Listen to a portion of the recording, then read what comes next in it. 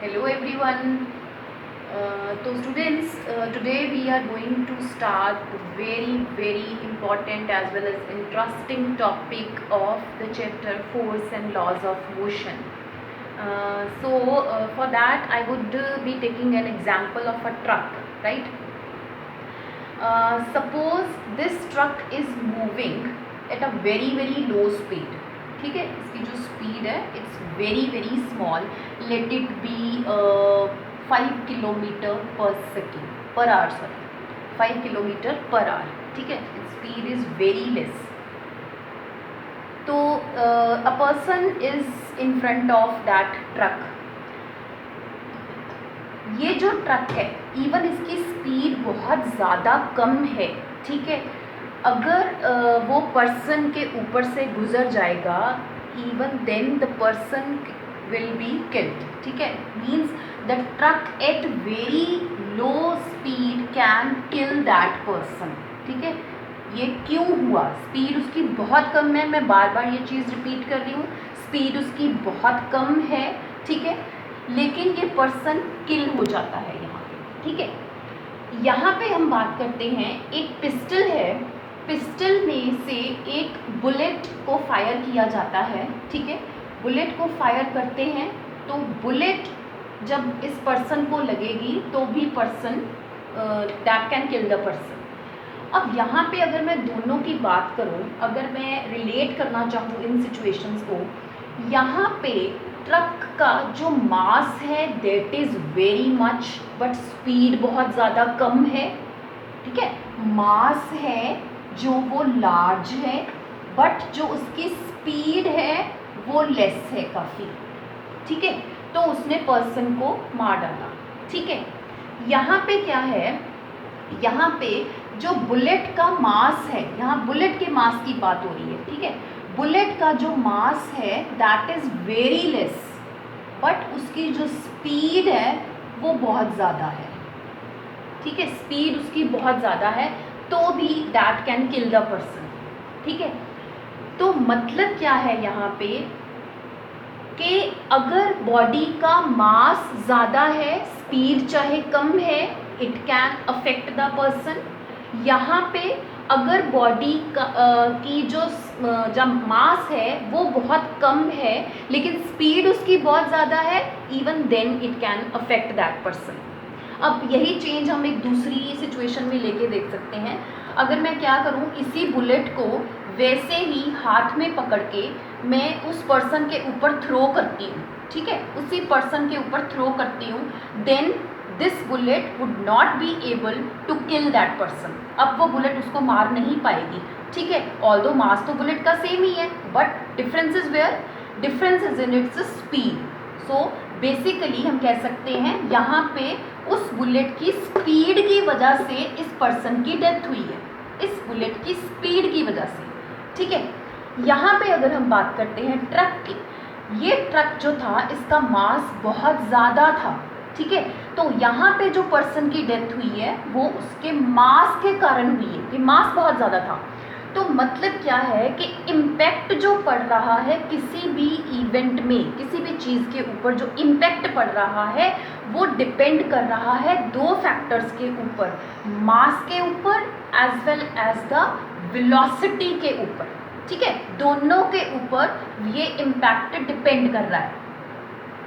अब यही जो इम्पैक्ट है, किसी बॉडी के ऊपर क्या इम्पैक्ट पड़ता है इन दोनों चीज़ों का, यही ओरिजिनेट करता है एक टर्म को जिसको हम कहते हैं मोमेंटम, और simply we also say it as linear momentum. ठीक है, आप कभी अगर क्वेश्चन में लीनियर मोमेंटम भी लिखा जाता है तो वो भी सेम चीज़ है, right? So we can say impact of motion produced by objects depends on their mass as well as on the velocity. ठीक है, अब न्यूटन ने क्या किया, न्यूटन ने इस चीज़ को आइडेंटिफाई किया और उसने एक नई क्वांटिटी को मतलब एक क्वांटिटी का नाम दे दिया इसको, that is linear momentum of body. Now let's talk about the definition of linear momentum, क्योंकि पहले हमने जो बात करी है वो फिजिकल इंटरप्रिटेशन की बात करी है. Right now we will talk about its exact definition, mathematical formula क्या है इसका. तो linear momentum is defined as the product of mass and velocity. ठीक है, वेरी सिंपल डेफिनेशन, क्योंकि हमने देखा ये डिपेंड करेगा सिचुएशन टू सिचुएशन कि मास के कारण इम्पैक्ट हो रहा है या वेलोसिटी के कारण इम्पैक्ट पड़ रहा है उसके ऊपर. तो उसके लिए हम डेफिनेशन ऐसे लिखते हैं, ये P जो है, P is the linear momentum, symbol है उसका, which is equal to product of mass and velocity of body. Very simple and very important formula to remember. ठीक है जी.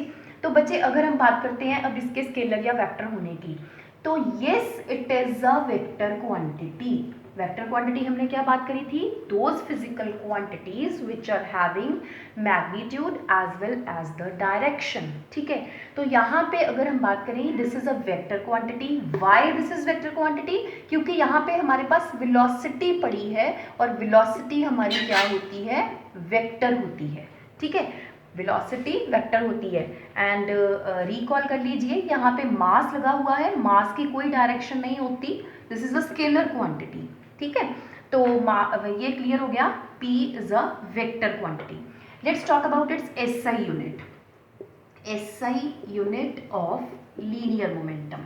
तो उसके लिए मास का SI यूनिट क्या होगा, किलोग्राम. राइट, तो वेलोसिटी का क्या हो गया, मीटर पर सेकेंड. ठीक है, किलोग्राम मीटर पर सेकेंड. इसका मतलब कि इसका जो SI यूनिट है this is kg metre per second. Remember it. So बच्चे यहाँ पे आपके क्वेश्चंस, इंपॉर्टेंट क्वेश्चंस कवर होते हैं, डोंट फॉरगेट दीज स्टेप्स. तो यहाँ पे अगेन मैं रिकॉल कर देती हूँ, P is a vector quantity. Why, because this is the product of scalar and vector. ठीक है, M स्केलर होता है, V वेक्टर है, scalar into vector will give you a vector quantity. Clear. Next is Newton's second law of motion. Again a very important law.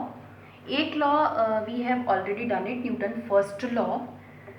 ठीक है, यहाँ पे हम बात करेंगे that it states that rate of change of linear momentum of a body is directly proportional to the external force applied. ठीक है, ये है क्या चीज़, जब हम रेट की बात कर रहे हैं, रेट की, ठीक है, rate of change of linear momentum, तो एक माइंड में बात रख लीजिए, यहाँ पे जब आपको रेट की वर्ड आए, रेट वर्ड आए, that means you have to take the change in linear momentum.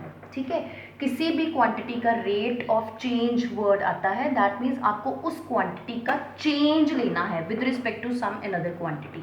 ठीक है, यहाँ पे हम चेंज किस में ले रहे हैं, लीनियर मोमेंटम का चेंज है विद टाइम. मतलब टाइम के साथ आपका मोमेंटम कितना चेंज हो रहा है.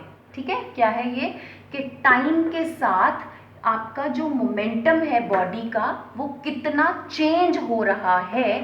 This is directly proportional to the external force applied. मतलब अगर आपने मोमेंटम में आप ज़्यादा चेंज चाहते हो विद टाइम, तो आपको ज़्यादा फोर्स अप्लाई करना पड़ेगा, और अगर आपको कम चेंज चाहिए तो आपको उसके लिए कम फोर्स अप्लाई करना पड़ेगा. ठीक है, मैं एक एग्जांपल देती हूँ. मान लीजिए आपकी जो कार है वो 20 किलोमीटर पर आवर की स्पीड से चल रही है. ठीक है, आप उसकी स्पीड को बढ़ाना चाहते हो. मैं whatever situation I would take, मैं पहले ही बता दूं कि मैं दोनों केसेस में टाइम सेम लेके चलूँगी फॉर सेम टाइम. ओके, तो कार आपकी इतनी स्पीड पे जा रही है. ठीक है, आप क्या चाहते हो कि उसकी स्पीड को इंक्रीज करना चाहते हो टू 30 किलोमीटर पर आवर. ठीक है, इतनी करना चाहते हो इन द वन सिचुएशन.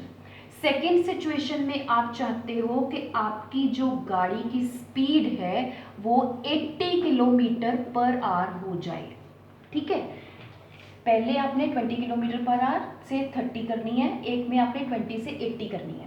तो बेसिकली क्योंकि कार का जो मास है ना बच्चे, कार का मास सेम है और मोमेंटम क्या होता है, मास इनटू वेलोसिटी। मास तो चेंज होगा नहीं कार का, वो तो उतना ही है, 20 पे भी उतना है, 30 पे भी उतना है, ठीक है। चेंज होगी तो वेलोसिटी चेंज होगी, जो कि यहाँ पे मैं बात कर रही हूँ, राइट। तो यहाँ पे जो चेंज है, आप सिर्फ 10 किलोमीटर पर आवर का ही चेंज चाहते हो, सिर्फ चाहते हो 10 किलोमीटर पर आवर की उसकी बढ़ाना चाहते हो स्पीड, ठीक है। यहाँ पे लेकिन आप कितना बढ़ाना चाहते हो, 60। आप चाहते हो कि उसमें 80 माइनस 20 कितना आ गया, 60। आप उसकी स्पीड 60 किलोमीटर पर आवर बढ़ाना चाहते हो। तो यहाँ पे क्वाइट ऑब्वियस है कि आपको ज़्यादा फोर्स अप्लाई करना पड़ेगा, मतलब यहाँ आपको जो एक्सेलरेटर है वो ज़्यादा ज़ोर से प्रेस करना पड़ेगा। ज़्यादा ज़ोर से प्रेस करना मीन्स ज़्यादा फोर्स लगा रहे हो आप, ठीक है। यहाँ पे आप एक्सेलरेटर को इतना ज़्यादा प्रेस नहीं करोगे क्योंकि आपको सिर्फ 10 का ही चेंज लेके आना है, ठीक है। तो कम चेंज मीन्स कम फोर्स, ज़्यादा चेंज मीन्स ज़्यादा फोर्स। सो पहले ही मैंने कह दिया था कि ये मैं सेम टाइम के लिए बात कर रही हूँ, ठीक है। तो इसका मतलब ये जो change in linear momentum by time taken है, this is directly proportional to the force. यही न्यूटन सेकेंड लॉ की definition and its interpretation. So let's start the derivation of Newton second law, ठीक है। So for that I have considered a body of mass m moving with initial velocity u, ठीक है। जब उसने अपनी journey start करी है उसकी इनिशियल वेलोसिटी u है at time t equal to 0, ठीक है। Finally it attains velocity v at time t, मतलब t टाइम के बाद, क्योंकि 0 से शुरू हुई थी, t पे उसने अपनी जर्नी खत्म करी है, तो टोटल टाइम कितना हो गया, final minus initial, that is t time. t time में उसने v वेलोसिटी एक्वायर कर ली, फाइनल वेलोसिटी, ठीक है। यहाँ मैं फाइनल वर्ड डाल देती हूँ, फाइनल वेलोसिटी। नाउ क्योंकि हम न्यूटन सेकेंड लॉ में मोमेंटम की बात करते हैं, so let's talk about the initial momentum. Initially body की वेलोसिटी थी u। अब बॉडी का जो मास है, जैसे मैंने पहले भी कहा, बॉडी का मास चेंज नहीं होता, ठीक है। मोमेंटम क्या है, product of mass and velocity. तो मास क्या है, m, either we talk about the initial और final situation. Then is initial momentum is equal to mass into initial velocity, जो कि क्या है, u। Mass into initial velocity mu, ये आ गया आपका initial momentum. Then is final momentum m, mass same, final velocity v। तो ये आ गए आपके दो मोमेंटम्स, ठीक है।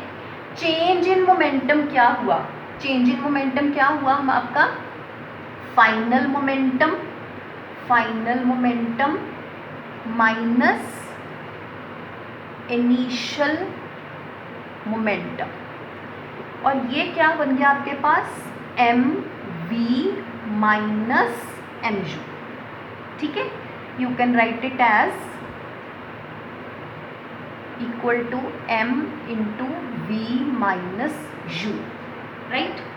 अब हम बात कर रहे हैं rate of change of momentum की। तो जब भी हमने रेट की बात करनी है यहाँ पे, तो ये हम देख रहे हैं, चेंज रेट का मतलब है किसके विद रिस्पेक्ट टू आप देख रहे हो, टाइम के विद रिस्पेक्ट टू देख रहे हो। तो इसका मतलब we have to divide it by time, ठीक है, rate of change of momentum.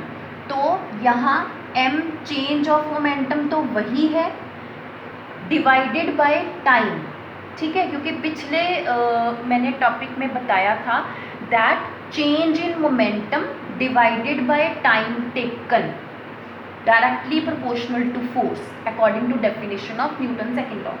तो डिवाइडेड बाय टाइम, टाइम कितना था, फाइनल टाइम था t, इनिशियल टाइम था 0, तो t माइनस 0, ये हमारा बन गया है rate of change of momentum, ठीक है।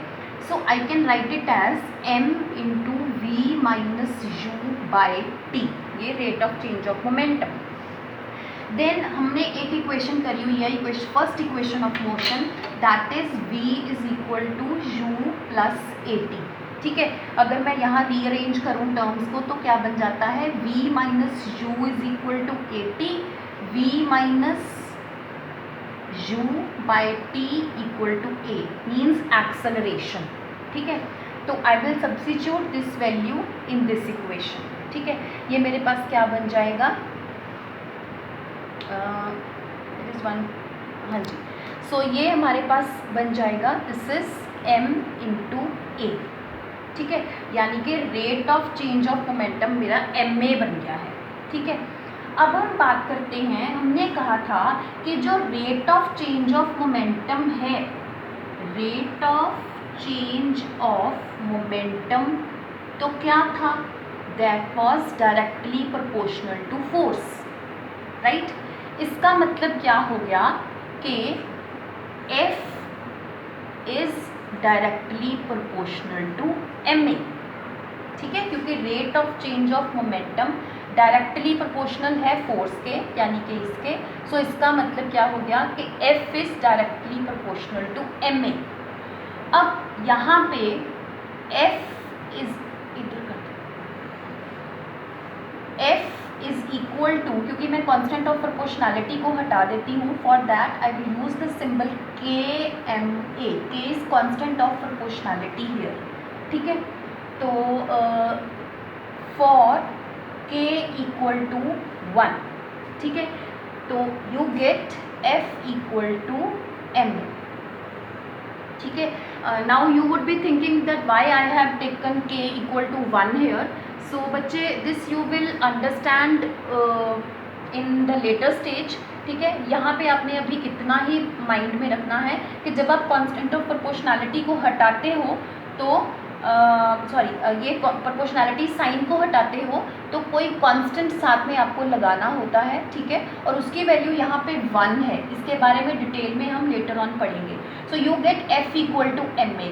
ये जो रिलेशन है, this is Newton second law. ठीक है, Newton second law of motion, which according to which that rate of change of momentum is directly proportional to force।